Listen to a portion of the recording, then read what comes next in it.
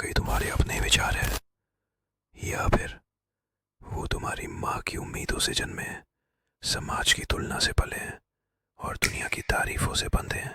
जरा सोचो, तुम्हारा पहनावा, तुम्हारी भाषा, तुम्हारा रहन सहन, तुम्हारी एम्बिशन तक, क्या ये सब सच में तुम्हारी अपनी पसंद है या फिर तुम एक ऐसा नकाब पहन कर जी रहे हो जो दुनिया को खुश कर सके। यहाँ से शुरू होता है सबसे खतरनाक मानसिक कैद, दूसरों की नजरों में जीना। नीचे ने कहा था, जब तुम बहुत देर तक एबिस में झांकते हो तो एबिस भी तुम्हारे अंदर झांकने लगता है, और दूसरों की अप्रूवल जब तुम्हारी आइडेंटिटी की खुराक बन जाए तो धीरे धीरे तुम वो सब कुछ बन जाते हो जो तुम नहीं हो। अब सुनो एग्जिस्टेंशियलिज्म का कोर प्रिंसिपल। सोरेन किरकेगार्ड ने लिखा था, सबसे बड़ी त्रासदी ये नहीं कि तुम सफरिंग में हो, सबसे बड़ी त्रासदी ये है कि तुम अपनी आइडेंटिटी खो चुके हो और तुम्हें इसका एहसास भी नहीं। तुम सोचते हो तुम सक्सेस के पीछे भाग रहे हो, पर शायद तुम वैलिडेशन के पीछे भाग रहे हो, माँ बाप से, सोसाइटी से, सोशल मीडिया से। अब जरा ठहरो, कभी खुद से अकेले में ये सवाल पूछा है, अगर इस दुनिया में कोई नहीं होता जो मुझे देखता, जज करता या अपलोड करता, तो मैं क्या करता? अगर तुम्हारा जवाब बदल जाता है तो तुम्हें अपने अंदर का एक्टर दिख गया है जो सिर्फ अप्लॉज के लिए परफॉर्मेंस कर रहा है। अब सुनो एक डार्क साइकोलॉजिकल ट्रूथ। जैसे ही तुम अपनी आइडेंटिटी दूसरों की नजरों से डिफाइन करने लगते हो, तुम कंट्रोल उनके हाथों में दे देते हो। वो तुम्हें गिल्ट दे सकते हैं, वो तुम्हें शेम कर सकते हैं, वो तुम्हें प्रेज देकर बाय कर सकते हैं। तुम अब इंसान नहीं, एक पपेट हो जिसकी डोर दूसरों की राय से चलती है। जॉन पॉल सार्त्र ने कहा था, हेल इज अदर पीपल। यहाँ हेल का मतलब लिटरल नर्क नहीं, बल्कि वो मानसिक आग है जो तब लगती है जब तुम अपना ट्रू सेल्फ दबा के एक ऐसा जीवन जीते हो जो सिर्फ दूसरों को अच्छा लगे।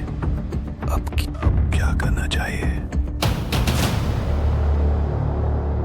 Step 1, radical honesty. अपने आप से इतना ईमानदार बनो कि तुम्हें खुद से डर लगने लगे। स्टेप 2, डिजायर का सोर्स ढूंढो। जो तुम चाहते हो उसका बीज कहाँ से आया? क्या वो किसी कंपैरिजन से पैदा हुआ या किसी इनर वॉइड को भरने की कोशिश है? Step 3, solitude. दुनिया की आवाज बंद करो, कुछ दिन अकेले रहो। No phone, no internet, no social validation. तभी असली आवाज सुनाई देगी जो तुम्हारी है और नहीं। स्टेप 4, रिजेक्शन की प्रैक्टिस करो। हर हफ्ते कुछ ऐसा करो जिससे लोग तुम्हें गलत समझे या डिसएग्री करें। रिजेक्शन से इम्यूनिटी बनाओ, क्योंकि जब तक तुम अप्रूवल से डरते हो तब तक तुम कभी फ्री नहीं हो सकते। Step 5, create something raw. Art, poetry, video, thoughts, जो भी तुम्हारे अंदर है, बिना पॉलिश किए, बिना फिल्टर्स के, बस बाहर निकालो और किसी का अप्रूवल मत मांगो। बस क्रिएट करो, क्योंकि क्रिएशन खुद को साबित करने का नहीं, खुद को पहचानने का माध्यम है। अब सुनो, ये सब इजी नहीं है। कभी कभी तुम्हें अकेलापन लगेगा, कभी लगेगा तुम गलत जा रहे हो, कभी लगेगा सब कुछ मीनिंगलेस है। लेकिन यही एग्जिस्टेंशियलिज्म का ब्यूटी है। तुम्हारी जिंदगी का कोई मीनिंग नहीं दिया जाता, तुम्हें उसे खुद बनाना होता है।